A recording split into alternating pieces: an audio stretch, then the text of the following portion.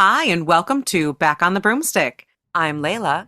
On this special Samhain edition, we're having a throwback holiday where we play a Samhain episode from 2022. This is really a Throwback Thursday. No shit. Oh, actually, yeah, it is. Right. So happy Throwback Thursday for this Halloween, this Samhain. Chelle and I decided that we liked this episode so much from the Stoned Witches Hour Wheel of the Year series, we wanted to share it again with you guys. So join us as we sit back and listen to Samhain 2022. And, this is chock full of good shit. I can't lie. Good, solid info. And that's really why we didn't want to re-record it, because it was just too good to try to duplicate. That's true. Can't top perfection. So we want to wish everyone in the Southern Hemisphere a happy Beltane and everyone in the Northern Hemisphere a happy Samhain. Happy May Day to all of our Southern Hemisphere folks. I hope you are all joyously dancing around a maypole right now as we are in the Northern Hemisphere getting ready for the dark side. Ooh, yeah. You make it sound so much cooler than dark way too early, cold way too often, and slushy. I don't know, maybe it was like too much Pink Floyd today. I don't know. All right. Well, I hope you guys enjoy, and we will see you at the end of the episode. Welcome to Back on the Broomstick, A modern witch's spoken word grimoire. where two witchy friends from way back are reconnecting to their pagan roots after a long period of mundanity. We're rewalking the path of the wise and trying out all the latest spells, rituals, and magical theory in today's witchcraft and pagan practices. So grab your wand and your incense Your cauldron and your crystals and join us as we get back on the broomstick. Samhain is the third and final harvest festival and marks our further descent into the dark half of the year. The veil between this world and the afterlife is at its thinnest point, and spirits, both good and bad, walk among us in disguise. I'm your host, Layla, and tonight we celebrate the Witch's New Year. And with me... Don't forget me, I'm Chelle. Never forget you, Chelle. How are you on this Samhain evening? On the East Coast, it is getting to be that Samhain type weather. The leaves are gorgeous. The air is crisp. The fog is out. And oh my God, 'tis the season. I have to say, I loved it while I was there. All the rain, the cold days, the chilly evenings, the leaves, walking on the sidewalk through freshly fallen leaves on a crisp autumn day on the East Coast, you just can't beat it. This time of year, it's the best. I mean, I don't hate summer, but this is a good time of year. And you know what's so weird? It's been very foggy here lately, like very foggy, eerie, like thick, dense at night fog. And it really kind of lends to the whole thinning of the veil concept of Samhain. And it's just, you go outside at night here and it's just like, do do do do do do do do do do do. Love it. Love it. Even the weather is conspiring to make everything all spooky and creepy this time of year. Absolutely. It's perfect. It's perfect. I love this time of year. I love this time of year. Me too. It's absolutely lovely and combines so many of my favorite things: costumes and candy and skeletons and apple cider. Who doesn't love apple cider and pumpkin donuts? The one thing about a Samhain tradition, I'm going to break right into a Samhain tradition. Bobbing for apples. Have you ever bobbed for apples? Do you know anybody who's bobbed for apples? I have bobbed for apples when I was really, really little. Like, are you just going in like horse mouth, horse mouth into this thing? Like, I've never done this. And it's like a fall tradition that I don't understand. Horse mouth. And I recommend hold your breath, push an apple to the side or to the bottom. That's the trick. Don't try to catch one like in the middle of the water. See, I push it up against the bottom or the side. Then you can get a good grip. The bottom? Are you going full head into this or what? Hey, sometimes you got to go for it to get that apple. I mean, you're not always going to have a good side right there for you. You might have to dunk your whole face in that thing of water. I mean, come on. But to kind of circle back to why we're here tonight, it's another tick. You know how I like to call them ticks. It's another tick in the wheel of the year. This is like the Witch's New Year. This is like the greatest. A lot of people do call it the Witch's New Year. And the reason for that is because it was considered the Celtic New Year. So back in the day, this was the kind of that liminal space between summer and winter. It's the third harvest and everything kind of was on hold until. And basically it's like that that final ushering in of the dark half of the year, because Yes. obviously calendar wise, we look at things differently in the modern times, but I look at Samhain as like the end of the outside world until spring. Yeah, that's one of the things you have to kind of give up on the East Coast is you literally, as well Hermiting as in. figuratively. Yeah, you hermit in after Samhain. Yep, you go within. It's like you said, it's ushering in that last half of the dark half of the year. This is when we really start to feel that it's the dark half of the year. Right, right. Because everything, I don't know if it's modern times have kind of conditioned us, but it almost seems like nowadays, and we've talked about this in the past, summer is kind of like Beltane to Samhain. Yeah, That's it kind of how does. we gauge our outside activities. Beltane is the beginning. You can go outside after that because it's warm enough to.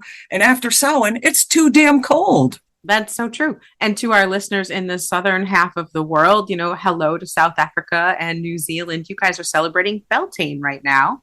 And how fabulous is that for them? They're getting into the warmer half of the year. That's right. So we're jealous, folks.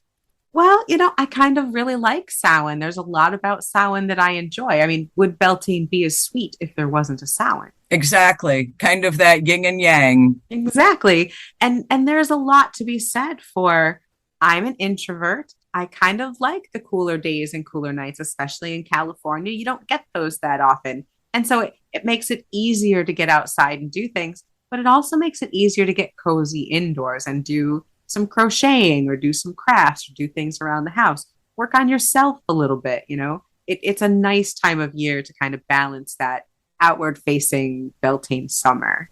But also on a spiritual level, back in the, if you follow the ancient Celtic spiritual traditions, they really did believe that this was kind of the barrier between our world and the spirit world.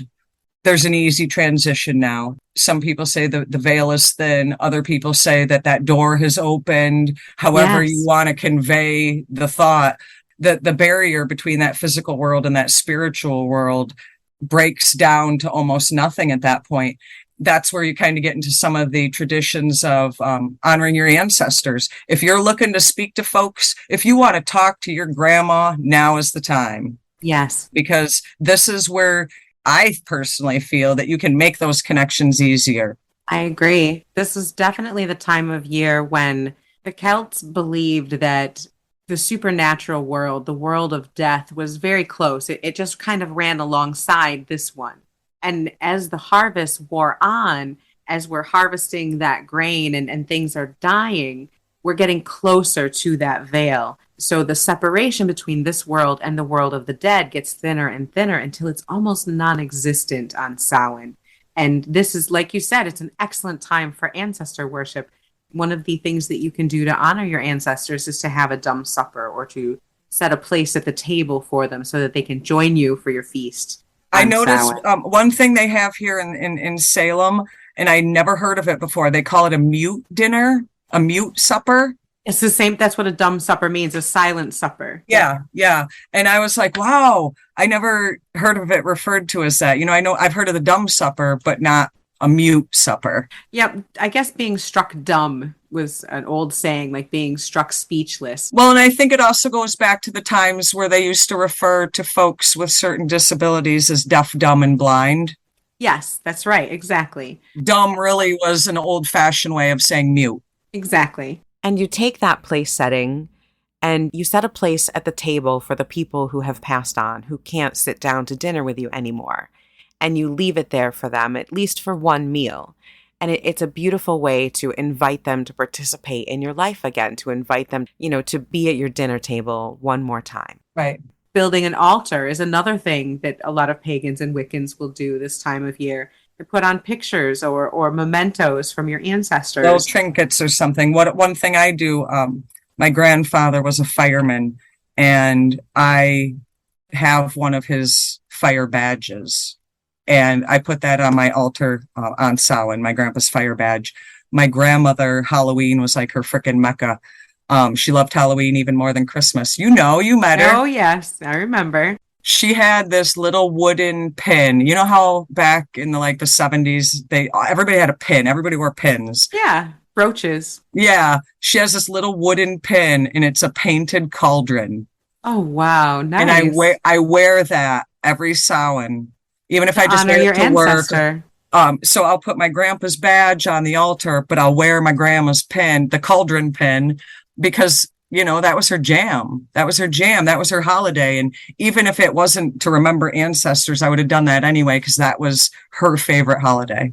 I love that. I absolutely love that. When I was a kid on my grandmother's mantle, I always remember seeing this little Buddha guy, Oh, that's so cute. this little statue. Now, my grandparents were Christian, although my grandmother did introduce me to tarot cards when I was little. She very much liked spirituality. She was into divination and tarot. She's the one with the Ouija board. So this little guy is something I remember on her mantle. And after she and my grandfather passed away, we were all told we could take something of theirs. And this is what I asked to have. So this little Buddha statue is my little good luck guy. Aw, that's And cute. yeah, I've had him since I was 19, and he goes on my altar as my remembrance of my grandparents, as one of my ancestor items that goes on my altar. Aside from the ancestor altars and offerings to our passed on loved ones and such, bread. I don't know why bread, but because it's like the final harvest. I don't know. I Yes, always want to eat. I always want bread product at Samhain. yes, because we're cutting down the grains. It's that ancient tradition of the harvest and cutting and threshing of the grains. And so baking of bread is an actual symbolic act because Samhain is life and death. It's everything. It's all of that. And when you're harvesting the bread or when you're harvesting the grain, you're killing it. You're cutting it down. That's the whole death of the green man. And you cut down that grain and everything goes quiet and fallow for the winter. But then you bake bread out of it. And now you've created something new. You have new life and you have bread. So it's a wonderful way to remember that.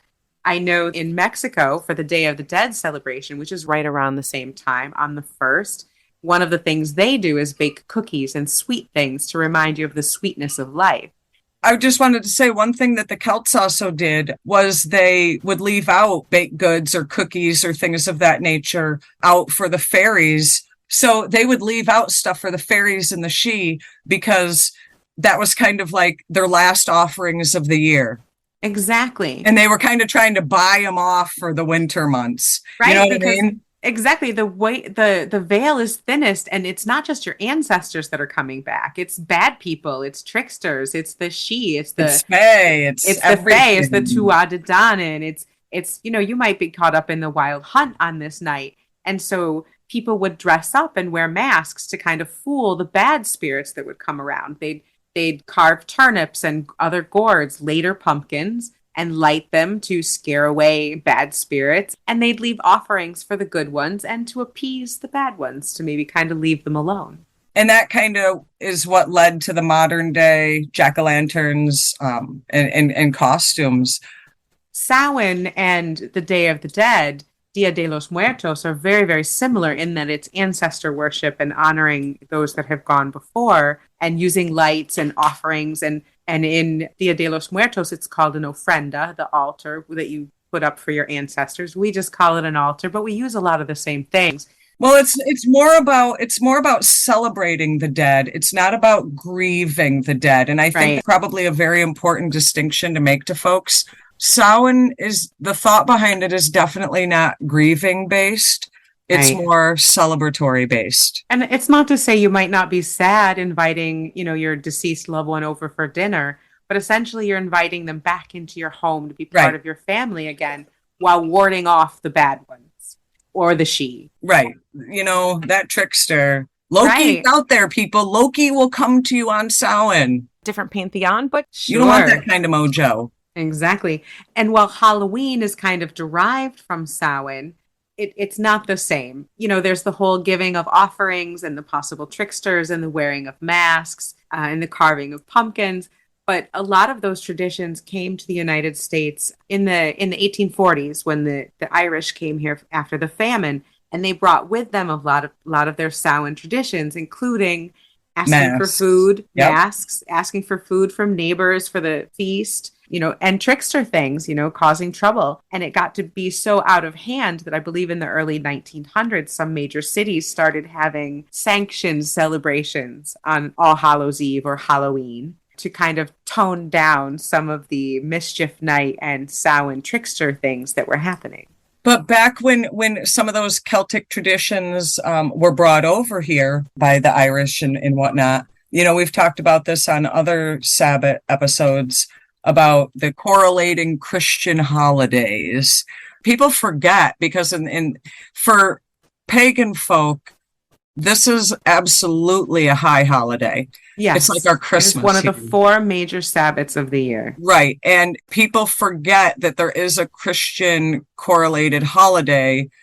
They've made it a lesser holiday, but November 1st is All Saints' Day. And that was kind of their way of trying to, we've talked in the past about how they tried to sway the pagans away by creating their holidays around the same times. So kind of to combat Samhain, they have All Saints' Day. Yep. And again, they couldn't stop people from celebrating the old ways. And so they kind of incorporated it into their ways. I mean, you'll legit see them do the dumb supper and have the bread and all the same things. That's kind of the Christian holiday that's around this time. We've also mentioned the Dia de los Muertos, the Mexican holiday, the Day of the Dead. And I feel a lot of kinship with that because it is so similar to Samhain. And I do love bones. My idea of bones being, we all have a skeleton. Bones are the same underneath us all, and they last for a very long time. They fascinate me. We're still finding bones of people that are thousands of years old. I mean, come on. That's so cool. But I'm one of those parents, my kids are in their 20s and I still have every one of their teeth. Yeah. Every baby tooth from both those kids I have still to this day. I did until I ritually let them all go. So the thing is that somewhere in my head, I'm like, I don't want somebody getting their hands on my kids' bones. God knows what they're going to do with them. Right. Sure. Bones are important. They contain our DNA. They contain so much. And so La Catrina and they have a lot of the sugar skulls and things like that in Dia de los Muertos. Right around now is also Diwali. I believe Diwali just ended. That's a festival of lights. It's not exactly about death, but it is about life and rebirth and growth and that kind of thing. And that happens often this time of year.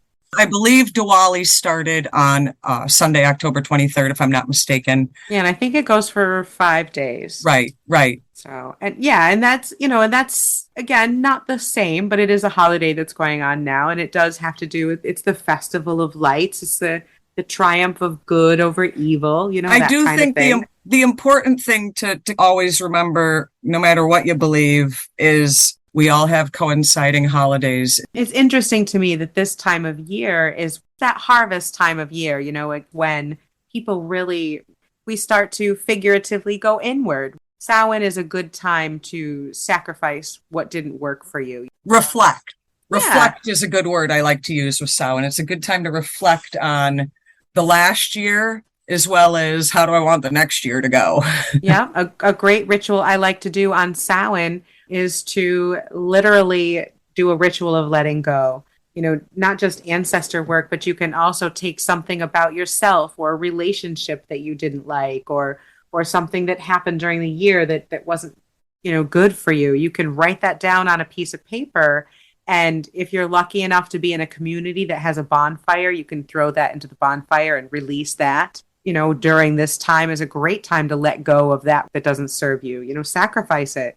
You know how I'm weird and I'm different than everybody else. You know what I've done for a long time on Samhain, and it is so against what everybody else does. What's that?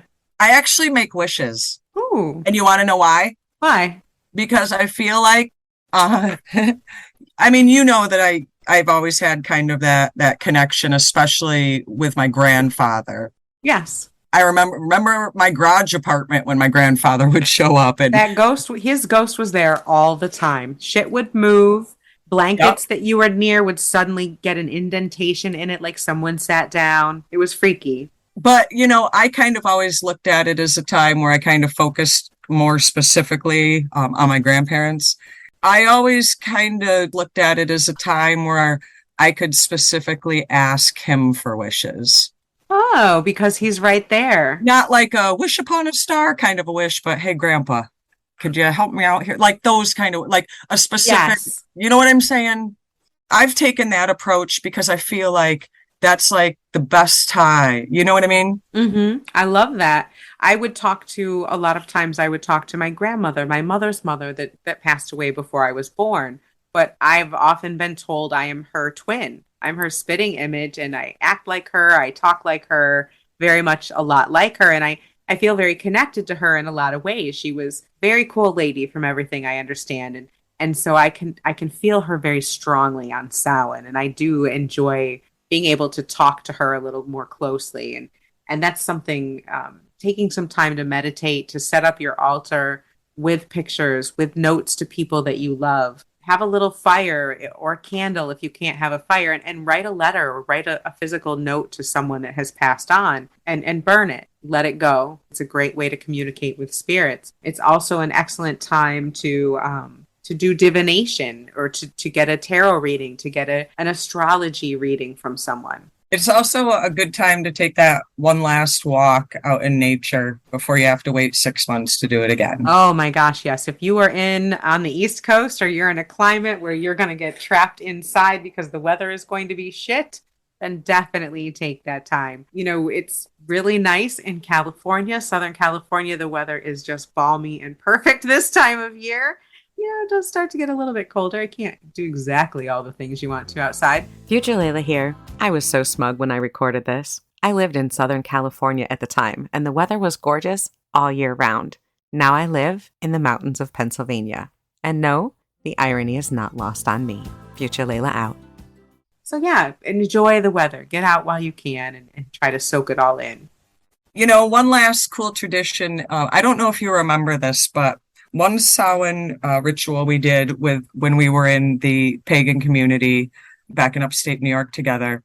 Do you remember the time we sat around and part of the ritual was telling ghost stories? I thought that was cool as shit. What a better time to tell ghost stories? It's an amazing time to tell ghost stories. I mean, how fun is that?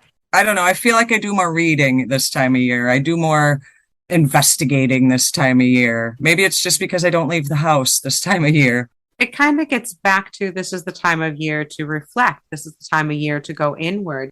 Ask your relatives about stories from their past. Ask about stories of people that aren't there anymore. If you know someone who has gone on, and you know someone who is close to them, ask for a story about them. Ask for a memory of their life. Another thing I did, because, we are in the modern world now, and you and I are both parents to some lovely, lovely children. We still have to buy into the hype of pop culture Halloween. I kind of love pop culture Halloween. I love Halloween. I love Samhain. I love Halloween. Love it all.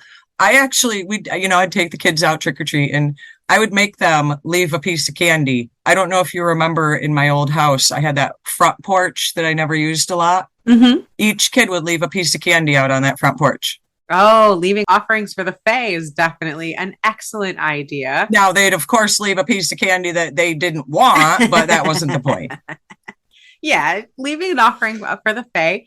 If you are having a dumb supper and you serve food onto that plate, you can a lot of times take that plate outside and leave it for the Fae and for the creatures outside if you're able to. But I love your idea of leaving a piece of candy out. But be forewarned, our listeners don't know this, but you do. I used to have my beautiful kitty cat, Salem. Remember Salem? I do remember Salem. So one year, one of my children decided to leave out a Jolly Rancher because it was a flavor they didn't like. Mm-hmm.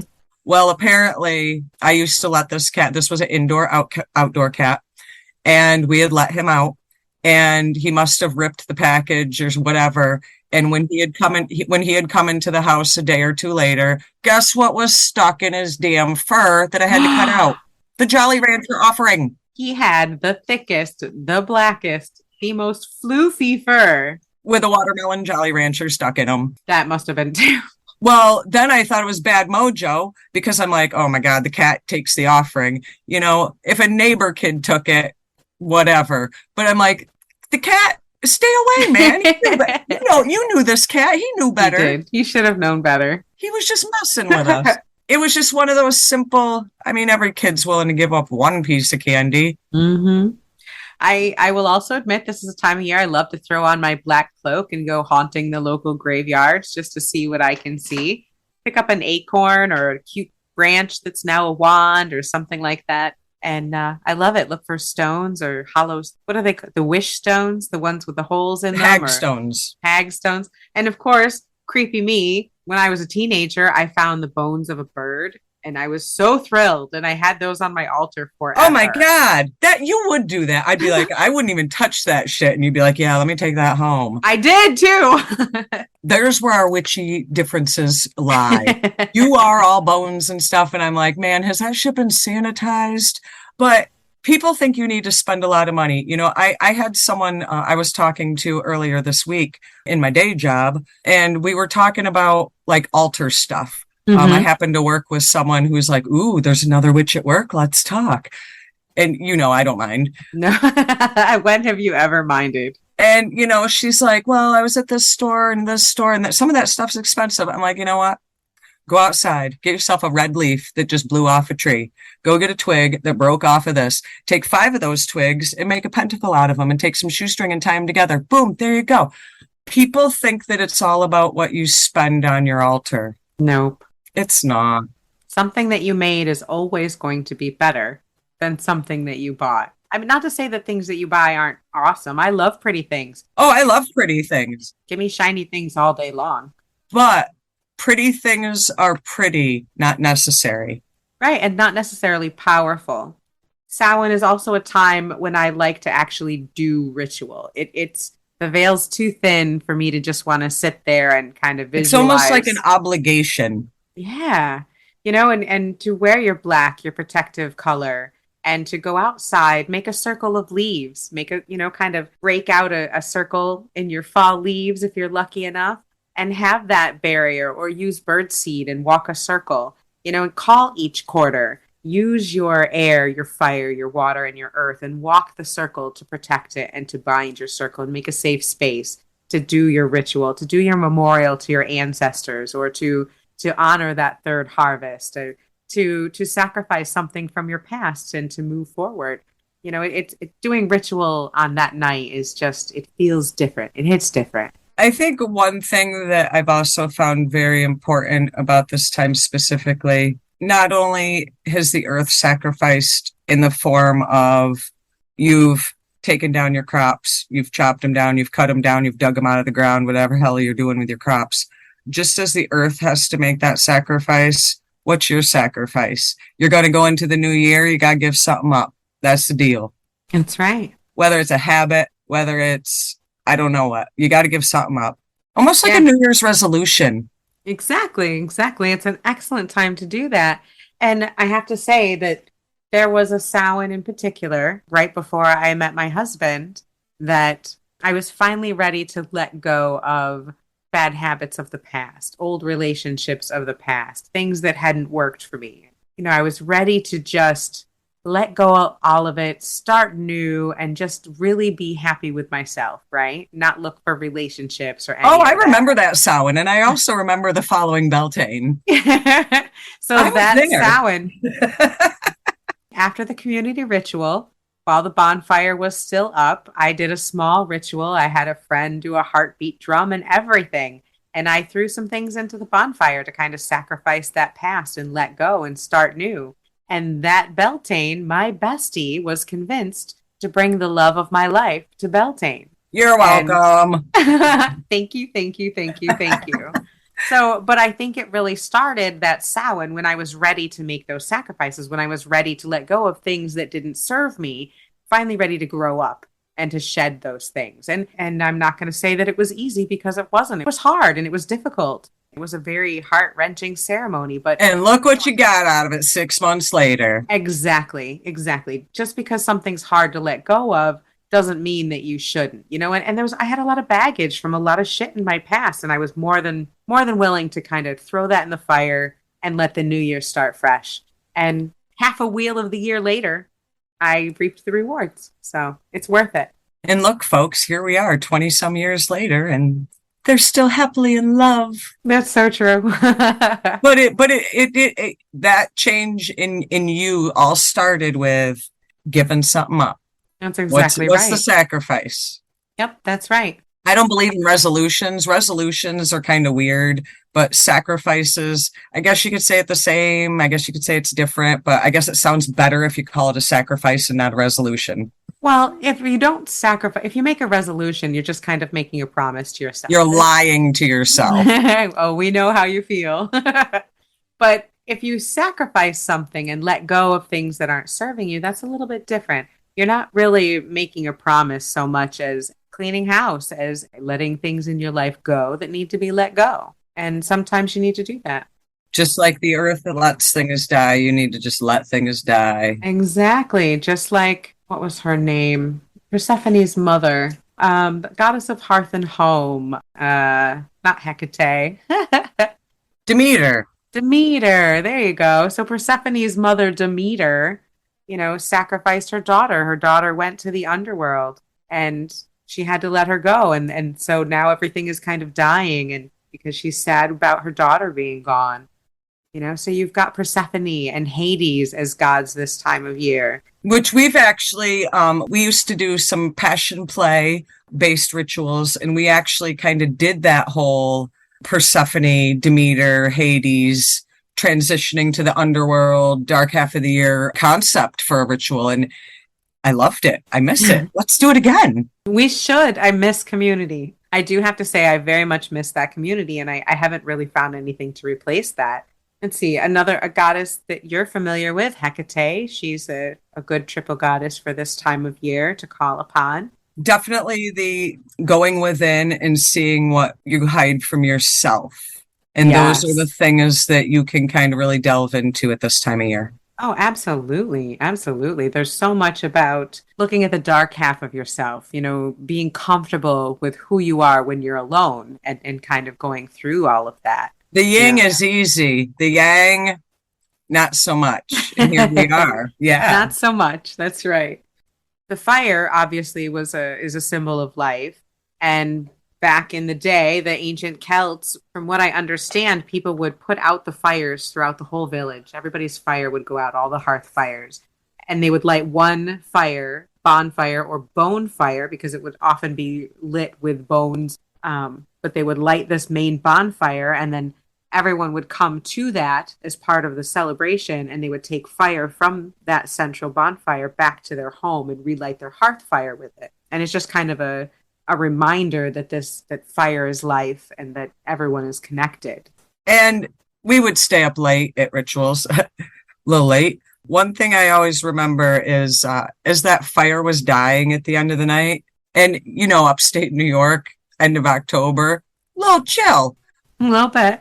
As that fire went down, it would sink in because we'd start to freeze. Yeah, from the rituals before where it was warm and comfortable all night long and we could drum and dance. It's Samhain, you walk away from that fire, your ass is cold. So it kind of gives you that everything is shutting down. Everything is kind of retreating. Just like the fire is dying down, the light is dying down. As that fire goes dark, we go dark as well. That's right. That's right. And so we kind of have to hold on to that fire and the memory of that fire. And we have to use this time of going within and darkness to find new talents, to find new things to start. Samhain is also a good time for storage. By storage, I specifically mean this is where a lot of cultures and societies would get the final harvest and their final crops in a state of storage. Back at Mabon, we talked about canning and doing those types of things. The stuff that they've been able to harvest since Mabon through Samhain, again, they're either going to be packed away to sustain through winter, canned to sustain through winter, whatever the case may be based on the crop. So this is also kind of the final gathering time of food and supplies hunkering down for winter. If you're lucky enough to be able to dry your own herbs or store your own crop, brava, more power to you. If you can't, maybe you want to buy some fresh herbs at the store and dry them, or maybe you just want to try your hand at a new craft. Maybe you don't actually necessarily want to make bread or want to can something, but now's a good time to learn something new, to kind of, like you said, read more books. Expand yourself, expand your knowledge, expand your thought process. I mean, the light really starts to come back, as we'll talk about again in Imbolc. Come out of the light better. However, whatever's better for you, come out better. So basically, we've ascertained that from Samhain until roughly Beltane, it pretty much sucks on the East Coast. So you guys all need to learn how to knit. And on the West Coast, we're going to be surfing and hiking and biking and having a grand old time. You and I talked about this previously, but I have a plan for my dark half of the year. Oh, what is your plan for the dark half? As most of our listeners have gathered over time, especially if you follow us on Instagram, I am what they call a tarot deck whore. I have an addiction problem with tarot decks. Love them, love them, love them. But I am going to spend my dark parts of this year learning a new divination technique. Oh, do tell. What are you going to learn? I love tea. I've always loved tea. I don't like coffee. That's true. People, do not judge me. Do not send us hate mail about me hating coffee. It's a thing. And so I've always drank tea my whole life. I love tea. It never dawned on me to do tea leaf readings until recently. What? So yeah, I don't know. I guess I was so obsessed with tarot. That's true. You've been literally obsessed with tarot for as long as I've known you. Right? So, 160 decks later. Future Laylla here. As of October 2024, that number is now 215. A little bit of an addiction? Future Laylla out. I think that number has gotten bigger from the last time you said it on here, Chelle. We need to have an intervention. Yeah, we kind of do. I'm going to delve into learning how to do some tea leaf readings. That sounds fantastic. I have to say, I've gotten a new tarot deck recently, but I've gotten one, and in that same time, I think you've gotten 12. I am on a first name basis with my Amazon guy, as well as several tarot shops in town. I'll admit it. It's a problem, folks. But if you ever want to look at a deck, let me know, because I probably have it and can send you pictures. And hey, if you want a Samhain tarot reading, Chelle and I would both be happy to give you a little one. Well, maybe not all of you, but maybe one or two of you. If you're good. That's right. But shoot us an email, and maybe we got something in the cards for you. Oh, I like the sounds of that. This is an excellent time of year for divination, whatever your flavor of divination is. And I have to say, I too am going to be doing something interesting that involves divination. What? Well, do you remember how we kind of made Ouija boards when we were together in Salem? That was the best Ouija board I've ever used in my life, by the way. Folks, there's a picture of it on Instagram. That shit is top notch. I have decided that I am going to use one of two methods to permanently preserve our beautiful cardboard Ouija boards. I'm either going to cast it in resin, epoxy resin, or I'm going to decoupage it onto a nice piece of wood. So if anyone has an opinion, should I use epoxy resin and encase it in that and make it all cool? Or should I decoupage it onto a really nice piece of wood? Well, maybe one of our listeners has tried both of those things and would be able to actually tell us if one of them is a good or a bad idea. There you go. So I'm going to spend some time learning how to do that and make you and I our beautiful homemade Ouija boards to make them safe and permanent. And by the time your birthday comes, I'll have a full grasp on tea leaf reading, and I'll do a tea leaf reading for you. I love that. I'll do a tarot reading for you. I always will take a reading from you. What are you talking about? So, yeah, Samhain. I love it. This is just a beautiful time of year, and I hope everyone's having fun trick-or-treating and, leave something out for your ancestors. And if there's any listeners who decided to come to Salem for Halloween, God bless you, first of all. Hope you found some parking. May all the gods keep you safe. Right? May the gods keep your car safe. And if nothing else, just remember, we're all human here, folks. Be kind, be polite, love one another. Yeah, please don't litter. Be good to Salem. It's a very old town. Be good no matter where you are. Let's face it. East Coast, West Coast, North, South. I don't give a shit where you are. We need a little more kindness in this world. And, maybe one of the bad habits you could shed at Samhain is being more loving to humans. You don't want to shed that. You want to add that. Yeah. Well, I was initially going to say you need to shed being an asshole here and there, but I thought that was kind of mean. So I was trying to turn it around and it didn't work out for me. Shed your not so niceness, folks. Be kind. Do some divination. If you have kids, take them out trick-or-treating, because I still say, I don't care what anybody says, trick-or-treating with your kids is an equally beautiful way to celebrate Samhain. And if you show up at my door and you say trick or treat, you're getting candy. I don't care how tall you are. I don't care how old you are. If you're polite and you say trick or treat, I got candy for you. Shit, how am I going to get to California for candy knocking on your door? I love it. We decorate. Everyone loves our house. We always have so much fun. I do love being in a neighborhood where lots of kids come through. It is a blast. And actually that's one last thing I wanted to quickly mention, because you sparked this idea. I had someone at work ask me if Halloween offended me as a witch. Do you know any witches or pagans or Wiccans that are actually offended by like Halloween proper? No, I don't. That's not to say there aren't any, but I can't think of any. The only thing I could think of where I've ever heard of anyone being offended was there were some signs at a Walmart once years ago that was basically like burn the witch. The only good witch is a dead witch. There were some signs like that I know people really, really worried people and found offensive. But other than that, I've never heard of that. In my former workplace, when I was still in New York State, I would get offended on how my workplace, their idea of decorating for Halloween was pretty much solely green-faced witches. And Yes. they knew that I was pagan and knew that I was a witch. And I felt like it was a dig. And I really, because of that, kind of came to hate the green-faced witch thing.